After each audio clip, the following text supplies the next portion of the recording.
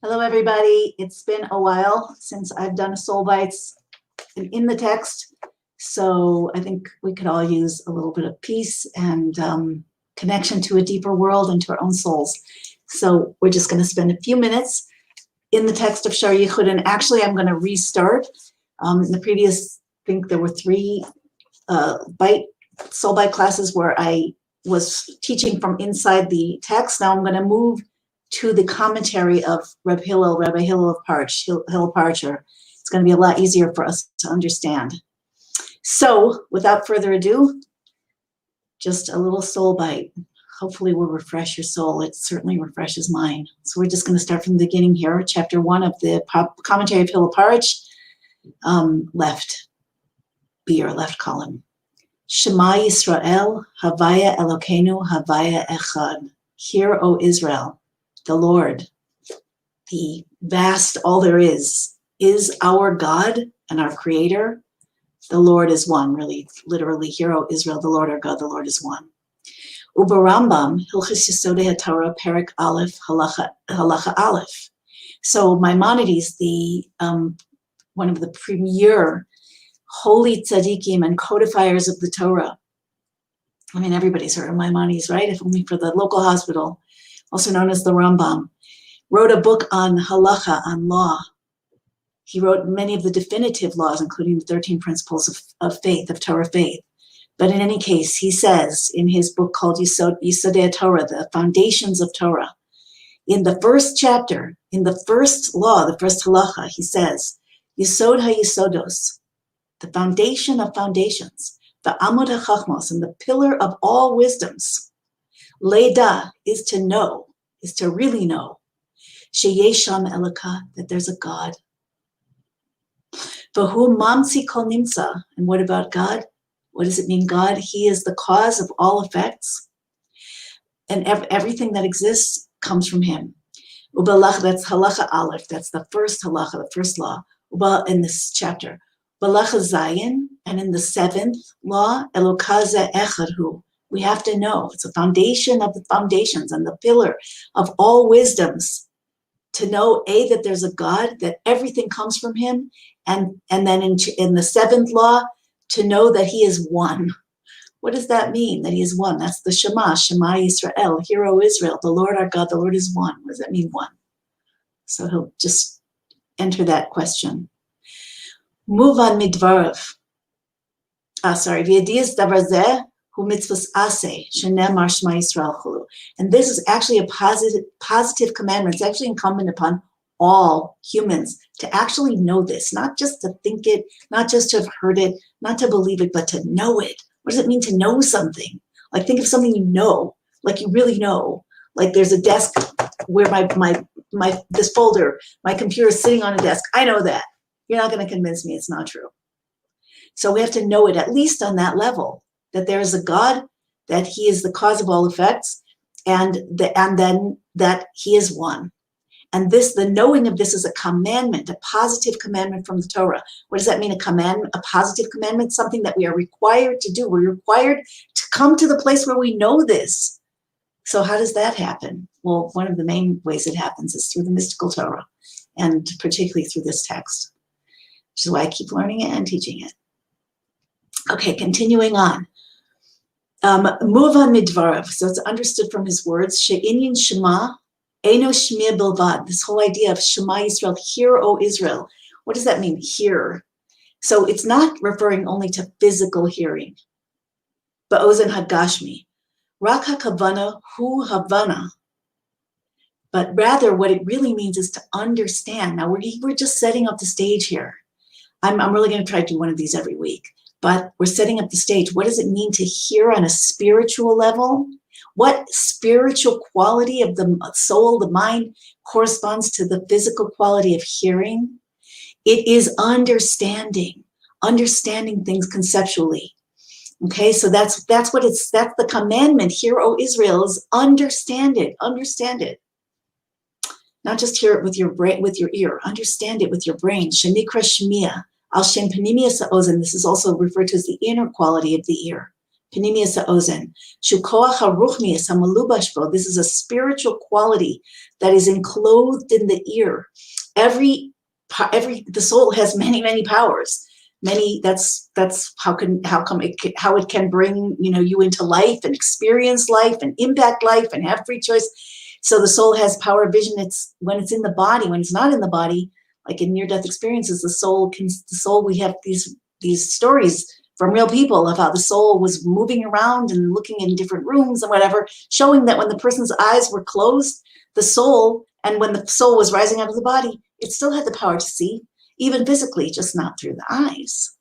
But when the soul's in a body, every part of the soul is malubash, is enclosed or seated in a certain part of the body. And if that part of the body is offline, like if your eyes are closed, the soul's vision can't activate. That's interesting. So the soul gets tied to the body in very specific ways. And the powers of the mind are also in the body. So the power of hearing is the left brain, but it's also called the inner ear. That power of understanding things in that way, as we are commanded to in the Shema prayer. Hear, O Israel, the Lord our God, the Lord is one. Israel, by the way, just a little heads up, Israel refers to the core of the soul that's never separated from the divine. We need to awaken it now. All events are helping us to do this. Back in the text, Shehu, so what is this Panemius ha'ozen, this inner hearing, this inner ear? It is koach haruchnius hamalubash bo, spiritual quality that's enclosed in the ear, or in the left brain. And when it comes to hearing, it's enclosed in the ears. When it comes to understanding on this level, the spiritual hearing, it's enclosed in the left brain. Shehu mevin umavchin ben tov l'ra. What's its function? To discern, to understand, to distinguish and evaluate between good and evil. Between ubein emes l'davar she'eno emes, and between truth, something that's true, and something that's not true. That's the quality of understanding on that deep spiritual level. U'kamoshe kasev ozen malin tivchan, like it says that the ear evaluates the word. It's an evaluation, like it's, there's a part of us that like can flow with everything. That's like the tree of life part of us, and it's a program. It's a great one. But then there's also the tree of knowledge one, which is our ability to discern, to see through the darkness, to see through confusion on any level, even, how to make a decision ourselves, whatever, and to discern what's good and what's evil, what's good and what's a bad idea, what's true, what's false, and all kinds of other things. Okay. So the word, the ear evaluates the word. Ulahavi muhus inyan haisponanus v'lama nikra b'shem hisponanus b'nun hakefel. So now we need to understand hisponanus. What is hisponanus? It is contemplation, deep contemplation, using this quality of the inner ear, of the inner ability to evaluate, to understand. And why is that word? Also, it has in it a double letter in Hebrew, the nun, which the gematria of nun is 50. So nun is repeated twice, hisponenus, which always alludes to when something is doubled, when a letter is doubled in Hebrew, it refers to infinity. It refers to the strength of something, the element of strength. And so why is that? That's why it has two nuns. To show you how strong this thing is, this power of the left brain, which we think of as our subordinate brain, like, get away from the left brain. There's an influencer, not Torah-based, but I enjoy his calls because he's kind of a pure soul and he's interesting. But he's always talking about how the left brain is your enemy. The left brain is it's not true. The left brain, left unenlightened, yes, it's a know-it-all, it's a blabber, it's closed-minded and will keep you from seeing the truth. But like everything that we have in our lives, in our bodies, in our minds, in our hearts, and in our world, we're here to rectify it. We're here to bring God into it. So that's like through the proper use of the left brain, we exchange a limited consciousness, a snake consciousness, a lowly consciousness, a know-it-all consciousness with divine consciousness. And that happens level after level. That's exactly what Shar HaYichud is about. He's explaining his bonus, this quality that's in this. I just print out the copy so I can write in it, but that's in the book I keep showing you guys.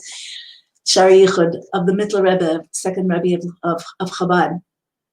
That book that is the Sefer Hisbonenus. It's the book of contemplation, using the double nun, using the left brain in the strongest possible way to completely rewire the human experience to a divine experience, the human perception to a divine perception, the ability to pull off all the covers and concealments of darkness and see the truth and shine the truth, and therefore transform our reality, starting with our own selves. Okay, back in the text, I'll read a little more. So, and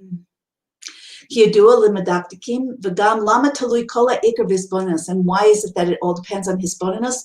Below hischachmus, why not with the use of the right brain, which would be hischachmus, which would be a discernment on that more intuitive level, which, as I said before, we see that as a higher power, a superior power.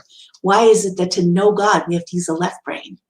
Of course, all parts of the brain and the heart and the soul get involved, but it starts with the left brain. The left brain is the leader in this. That's why it's hisbonenus.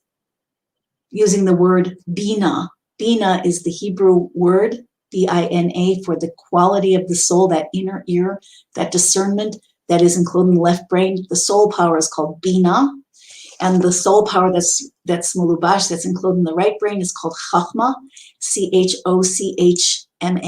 bina, B-I-N-A. And so the use of bina is hisbonenus, is this kind of contemplation. And the Paritcher, Rabbi Hillel says, why is it that we would use bina when we would think that we would use chachma, his chachmas? Why is it not called that? O kumuvan b'mikra, hanal shetziva mitzvahs liyachado, Belashin Shema, Shehu Bechinas Havana Vasaga Dafka Canal. And how is it that the hisbonenus and the use of bina is what's necessary to fulfill the commandment that's given to us in the Shema, to unify God? What does it mean to unify God? It means to find God in everything in this crazy world, but not to believe in God. Any schmo can believe in God because the soul believes in God. The soul knows God. So if it filters, if it influences, we can believe in God. But what does belief really mean on that level? Forget what you see, forget what you know, forget what you experience, go higher. That's a step. That's an important tool. It's a huge power of the soul, but that's not the commandment of the Shema. That's not why you're here. You're here to know God. You're here to know in everything. And I mean in politics, I mean in health, I mean in viruses, I mean in love and hate, I mean in relationships, I mean in unity and division, I mean in everything. Everything. We're meant to see God, see and hear and know. Okay, it's a process. It's not a stance. It starts with a desire and a commitment and that inner movement of the soul, but that's not where it ends at all. And that's what the mystical Torah is here to facilitate for us. That's why I call it Shar HaYichud. Literally means the gate of unity, the name of this book, but I call it the pathway to divine consciousness, because that's exactly what it is. What's divine consciousness? It's not meditating on a mountaintop, which is also great.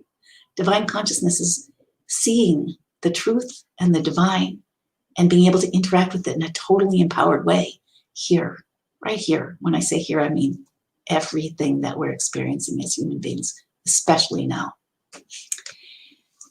It's our destiny, but we also, as we lean into it, we develop pathways, not only in our own selves, pathways that reveal our souls to us and God to us from the inside, but we develop pathways for all of humanity.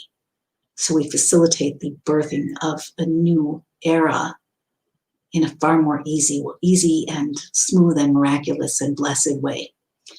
Okay, to finish the little paragraph here.